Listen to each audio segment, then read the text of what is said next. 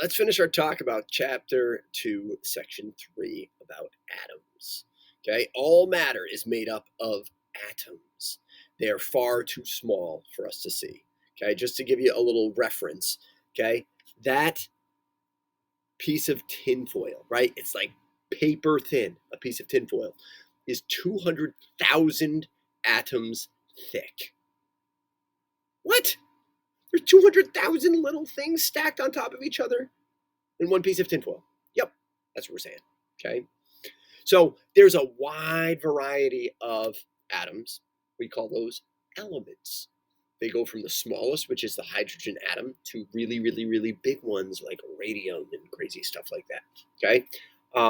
So that's all organized right here in this wonderful periodic table of elements. So here you can see the hydrogen atom. And if you study chemistry in other places, you're going to get really deeply into all these different types of gases and metals and liquids. Only a couple of these are actually liquid at room temperature. But these are the different types of atoms that we find in the world. Okay.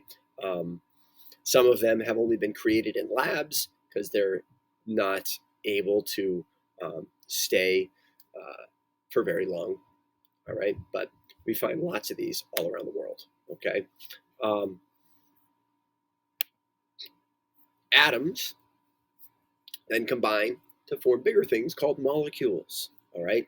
Water is a molecule made up of H2O, 2 hydrogens and 1 oxygen. All right. Salt, also called sodium chloride, okay, NaCl, you can see here. There's the Cl that pairs up with the Na to form sodium chloride. When we say H2O, there's 2 H's and a single O, okay?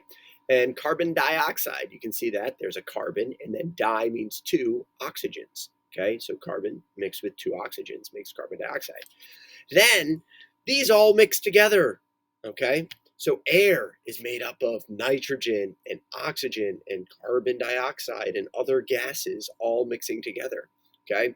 Gasoline is made up of mixtures of things. Cement is made up of mixtures of things. And so you mix up lots and lots and lots of different molecules and you start getting what are called mixtures, okay? So what we typically see are solids, liquids, and gases. Sometimes you see plasma, like when there's lightning, it heats things up so much that it turns into something that's beyond gas called plasma, okay? But for the most part, solids, they're rigid, okay? They stay together. They don't move very easily, okay? Because they have really strong bonds. Liquids, they move around. They actually just fill the container that they're in. They're still attracted to one another, but they can move around each other and slop around. Gases, right now, there's gases bombarding me at 1,000 miles per hour. Just and it's actually creating pressure pushing in on me. Okay. It's called 1 atmosphere of pressure.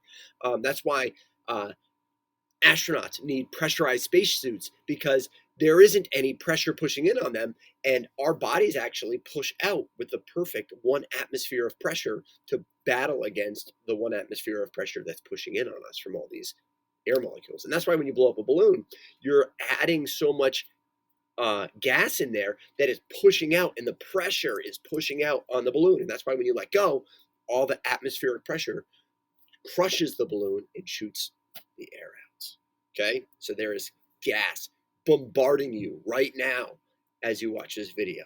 Okay, they're moving fast, they take up large spaces. Okay, so we want to learn a little bit about atoms. Okay, and we'll read more and we'll learn a little bit more. So good luck and farewell.